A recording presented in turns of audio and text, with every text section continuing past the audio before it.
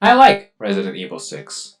It's fun to play alone or with a friend, and I think it's the most unique one in the franchise, since you have this one plot line that links together three different stories, or should I say four different stories, from almost all the franchise's favorite characters. Don't worry, Jill, we miss you. Plus, you get your own remake, so stop crying. Each one of these stories have their own vibe to them as well as a different playstyle to each one. With Leon, we get a more experienced and rugged version of him that's depressed and has zombie PTSD from the Raccoon City incident. His whole campaign focuses on being slow, creepy, and doesn't focus too much on the action, except for the boss, of course, because the boss fights in his games are always ridiculous. His campaign gives us the old and genuine Resident Evil experience and vibe that everyone's been craving for. He doesn't even have this evolving zombie called the Juavo in his campaign. Just the regular old zombies he's known got traumatized from. His story also leans on his relationship with Ada Wong, giving us a lot more character moments and really show us his affection towards Ada, which is always getting cucked by either zombies or, well, Ada herself. They also really do emphasize on how broken Leon is after Raccoon City here, even though he's still throwing quips and one-liners. With Chris, well, we got Chris. It's the bog standard Chris Redfield being a Chad in an action game experience, but with a twist. He's also suffering from PTSD, feeling guilty over his men that he couldn't save during one mission, and also suffering from a little bit of brain damage leading to memory loss. It is nice to see that he's managed to become a much better version of himself, being the squad leader of a BSAA team, especially after shoving one Albert Wesker down a volcano and punching a freaking boulder. It is nice to see that he's managed to step up in life. We also get to see how blindsided he can get when his mission for vengeance is on the line. But, as one protagonist does, he overcomes it and becomes, the better and the truer Chris Chad Redfield by the end. His campaign focuses on the nitty-gritty action with the Juavo and the helicopters and invisible snakes and arguably one of the best looking boss fights in the entirety of Resident Evil. In comparison to RE5, which I just played literally before this game has just elevated Chris to a whole nother level. And it's kind of sad because I wish, I could have experienced this version of Chris earlier in RE5. This one made him feel more like genuine in terms of the combat and the way he's, asserting himself. This is something that should have been the thing in Resident Evil 5, right? Well, anyway. With Sherry and Jake, aka Wesker Jr., this one's actually a love story. They met under weird circumstances and they hate each other during the first few encounters, but as they get shot or get chased by a tyrant, a tank, or a chainsaw guy in Hong Kong, both of them realize, yeah, they do have feelings for each other. That's pretty much it. That's the whole story arc. Also, yeah, Wesker Jr. used to be like an asshole because he just wanted money, and now, getting close to Sherry, he's realized, oh, he doesn't want to become his father and stuff like that. And and there's also this cool scene where he and Chris like have this like macho moment where both of them like decide whether or not who's the real bad guy and stuff, or if Jake wants to kill Chris for being the guy who killed his father. Oh yeah, there's also this part where Chris and Leon fight each other because they were both chasing Ada Wong at some point. I'll just show the cutscene. It's really fucking cool, and I've wanted more of this stuff, but obviously we don't have that anymore. Anyway, I think Capcom just ran out of ideas with with Jake and Sherry. Their campaign is a mix of both Leon and Chris's.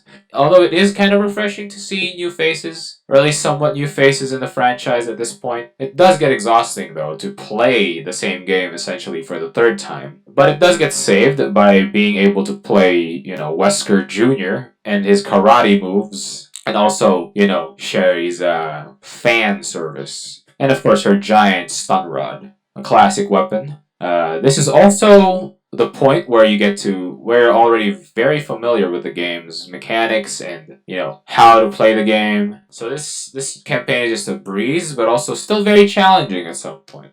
So yeah, their campaign is like the just amalgamation of everything combined. So yeah. I somehow forgot to record Ada Wong's playthrough, which is kind of a good thing, I guess, since she might get me demonetized from all the fan service. In fact, I think her story was only for the fan service, because the only thing you do in her story is literally play the entire campaign again, but from her perspective. She somehow connects the dots and seems a little irrelevant in the grander scheme of things, but then again, she is kind of the reason why everything is happening. And, the levels you play through are just rehashes of the same stuff that you've already been through. She's essentially a DLC. Oh wait, she is a DLC, which explains everything. So yeah. Fan service. Ada Wong is fan service in this game.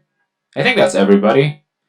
I mean, there's like two other people, Helena and I even forgot his name already. Whatever that guy's name is, he becomes a superhero by the end. I don't know. Now, let's talk about why this game is the better Resident Evil game.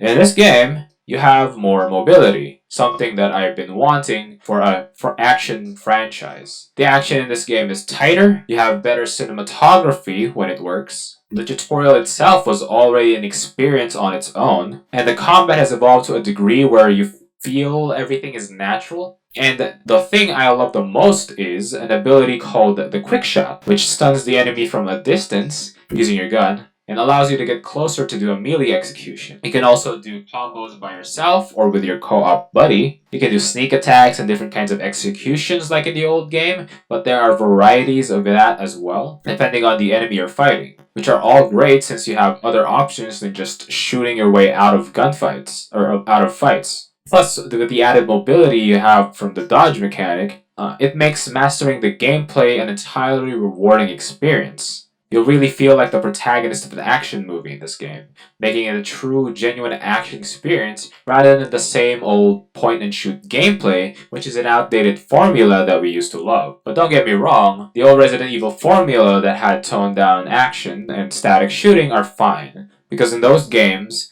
you have tension, you have horror to carry the game around and give you a sense of unease. You don't have zombies shooting guns or evolving in the middle of combat. It also makes sense since the zombies in the classic Resident Evil ones are regular zombies and don't have gimmicks. With the action-based Resident Evil games, the virus has evolved right along with our protagonist.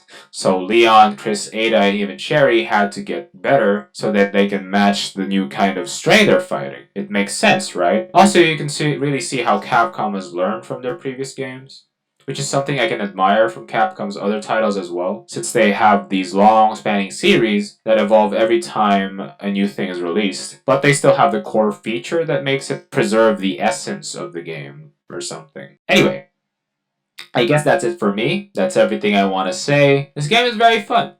I definitely recommend it. It's not one of the best true Resident Evil experience, because I think the true Resident Evil experience is obviously the ones that are scarier and are more focusing on the tension rather than the action. It's completely different from the original ones. But yeah, it's definitely more fun compared to everything else. I hope you enjoy it. I recommend playing it with a friend, and yeah, it has my 2 thumbs of approval. That's it from me, I guess. I don't really know how to end these things still. I'll see you next time. Please subscribe and stuff. Stay safe out there, and bye bye.